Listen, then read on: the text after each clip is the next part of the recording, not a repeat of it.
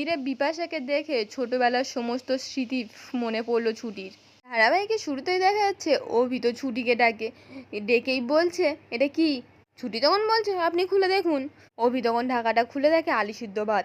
ছুটি তখন অভিকে বলছে কত লোক তো প্রশংসা করলো, তাই আশ্রয় বাড়ি হোম ডেলিভারির তরফ থেকে একটা ছোট্ট উপহার। আর এই উপহারের মাধ্যমে ছুটি তাকে কিছু বলতে চায়, থ্যাংক ইউ। এইভাবে ছুটির পাশে থাকার জন্য ছুটি এই সাহায্য কোনো দিনও ভুলবে না। আর আপনি তো সন্ধ্যে থেকে কিছু খাননি, আপনি খেয়ে নিন এবার আপনার পছন্দের গোবিন্দভোগ চালের ভাত আর আলু সিদ্ধ, আর ঘিটা সাবিত্রীদির বানানো। অভি তখন ঘিটা শুকে বলছে এই ঘি আমার পেটে সহ্য হবে বলছেন। ছুটি তো তখন হাসতে হাসতে বলছে সাবিত্রীদি কিন্তু আপনাকে ধন্যবাদ জানিয়েছে। অভি তো তখন খেয়ে নেয়, তারপরে বলছে খুব সুন্দর হয়েছে। এই বলে তো মনে মনে বলছে ওনার কাছে আসলে কেন জানি না আমার খুব ভালো লাগে, কিন্তু অভিমন্যু শঙ্কর রায় কেন এতটা ইম্পর্টেন্স দিচ্ছে ওনাকে পরি ছাড়া। এই বলে তো ছুটিকে বলছে খাওয়া হয়ে গেছে, আমি রেডি হয়ে আসছি হাতটা ধুয়ে। এই বলে তো ওখান থেকে চলে যায়। ছুটি তখন একা একা বলছে এই তো ঠিক ছিল, হঠাৎ করে কি হলো আবার। উকিল স্যারের না কোনো একটা সমস্যা আছে, কিন্তু উনি তো মুখ ফুটে কিছু বলবেনই না। আমি লক্ষ্য করেছি কদিন ছায়ার মতো আমার সঙ্গে জুড়েছিলেন, ব্যাপারটা অদ্ভুত। আবার কি হলো মানুষটার। এরপর তো অভি এসে ঘুমিয়ে পড়ে। ছুটি তখন বসে বসে কাজ করছিল। অভি তখন ঘুম ঘরে বলছে ছুটি যেও না, 1 বছরের কন্ট্রাক্ট। ছুটি তখন কান পেতে শুনে নেয়, তারপর বলছে উনি কন্ট্রাক্টের কথা বলছেন।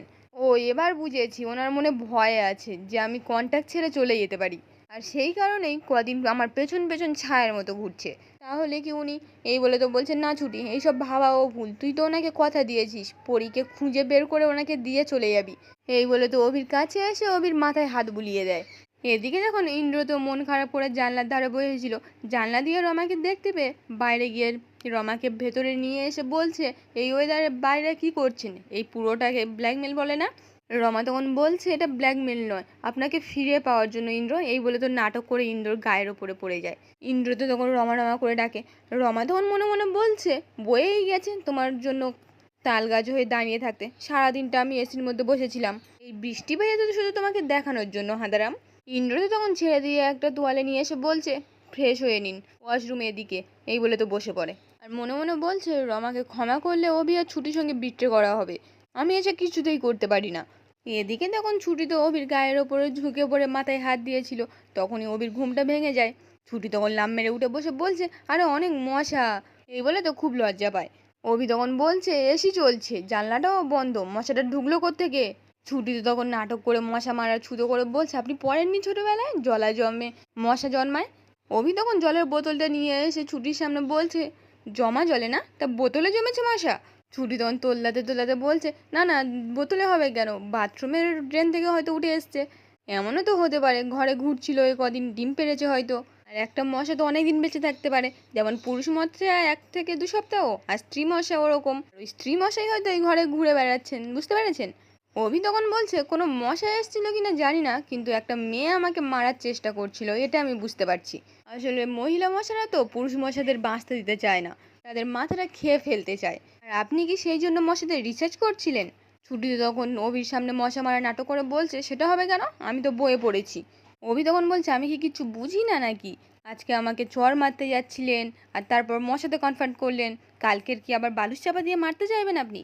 ছুটি তখন চিৎকার করে বলছে শুনুন আমি না আপনার মতো। এই বলে মনে মনে বলছে না ঝগড়া করে লাভ নেই, একটু ভরসা দিই মানুষটাকে, না হলে ঘুমের মধ্যে যা করছিলেন। এই বলে তো অভিকে বলছে ভয় নেই, 1 বছরের আগে অবধি আমি আপনাকে মারবো না, এর মধ্যে আপনার বা আমার মৃত্যু হলেও 1 বছর অবধি ওয়েট করতে হবে। অভি তখন মনে মনে বলছে ছুটির মাথায় কথাটা এত স্ট্রংলি ঢুকে গেছে। এই বলে তো হাসতে হাসতে বলছে তাও বুঝলাম, আর আমি তাও বলছি যে ওই মশা মারার তালিটা জোড়া তালি। ছুটিতে তখন মাথা নিচু করে বিড়বিড় করে। এদিকে যখন রমা তো বাথরুম থেকে ইন্দ্র একটা শার্ট পরে বেরিয়ে আসে, ইন্দ্র তখন রমার দিকে তাকিয়ে দাঁড়িয়ে পড়ে। রমা তখন ইন্দ্রর কাছে এসে জড়িয়ে ধরে আর মনে মনে বলছে ব্যাস হয়ে গেছে বোকারাম বধ, আবার এসে ধরা দিয়েছে আমার জালে, রমা টু গুড। এদিকে তখন ছুটি অভিকে বলছে এই শুনুন আমি না 1 বছরের মধ্যে কোথাও যাব না, আর ওই 1 বছরের মধ্যে আমার বাবাকে মুক্তি দিতে হবে, বুঝেছেন। অভি তখন বলছে হ্যাঁ বুঝেছি, ব্যাপারটা আমার কাছে আগে ক্লিয়ার ছিল, আর আপনি যে বুঝতে পারলেন সেটা জেনে খুব খুশি হয়েছি। ঠিক আছে শুয়ে পড়ুন। এই বলে তো শুয়ে পড়ে। আবার উঠে বলছে এই শুনুন আর একটা কথা, আমার মাথায় মশা বসুক, মাছি বসুক, ভিমরুল বসুক আর শশা বসুক আমি বুঝে নেব, থানায় যাওয়ার আগে থেকে আমি দেখছি খুব হাত পা চলছে, এটা কিন্তু আমি টলারেট করবো না বলে দিলাম। এই বলে তো শুয়ে পড়ে মনে মনে হাসতে হাসতে বলছে, যাক ছুটি থাকছে, যাচ্ছে না কোথাও, তাহলে কাল থেকে আবার অফিসে যাওয়া শুরু করব। ওয়ার্ক অফ হোমের পালা শেষ। ছুটি তখন মনে মনে বলছে, দেখো কিভাবে হাসি মুখে ঘুমাচ্ছে, একেবারে দিল দরিয়া মানুষ, খালি ডিল আর ডিল, যাক বাবা একটু শান্তিতে ঘুমাচ্ছে। এবারে তো একটা ডায়েরিতে চিঠি লেখে অভির নামে। এরপর বেশ কিছুক্ষণ সময় কেটে যায়। অন্যদিকে দেখা যায় জ্যোতির্ময় আর মিঠুন তো ঝুমকির দরজার সামনে এসে দরজাটা ফাঁক করে মিঠুন জ্যোতির্ময়কে বলছে, জানো তো বাবা, এই মেয়েটা না খুব ভালো করে জানে অন্যের টাকা নিয়ে কিভাবে বিলাসিতা করতে হয়। জেঠু কিন্তু জানতে পেরে গেছে কিছুটা যে এ আসল পরী নয়। এই যে আগের দিন জেঠিমণির যে ছবিটা ফেলে ভেঙে দিল, এভাবে যদি চলতে থাকে তাহলে সবাই বুঝে যাবে যে ও আসল পরী নয়। এই বলে তো বানিয়ে বানিয়ে বলতে থাকে আর ইশারা করে করে ঝুমকির দিকে লক্ষ্য করে। জ্যোতির্ময় তখন মিঠুনকে বলছে, এখনো জাগলো না, তাহলে আর একটু বাড়িয়ে করি। এই বলে তো জোরে জোরে বলছে, তাহলে তুই বলতে চাইছিস সেই মেয়েটাকে দিয়ে আমাদের কোনো লাভ হচ্ছে না? তাহলে জানিস তো মিঠুন, একটা কাজ করি, দাদাকে কোনোভাবে জানিয়ে দিই যে এই ঝুমকি আসল পড়ি না। মিঠুন তখন বলছে, হ্যাঁ বাবা চলো। এই বলে তো জ্যোতির্ময়কে নিয়ে ওখান থেকে চলে যায়।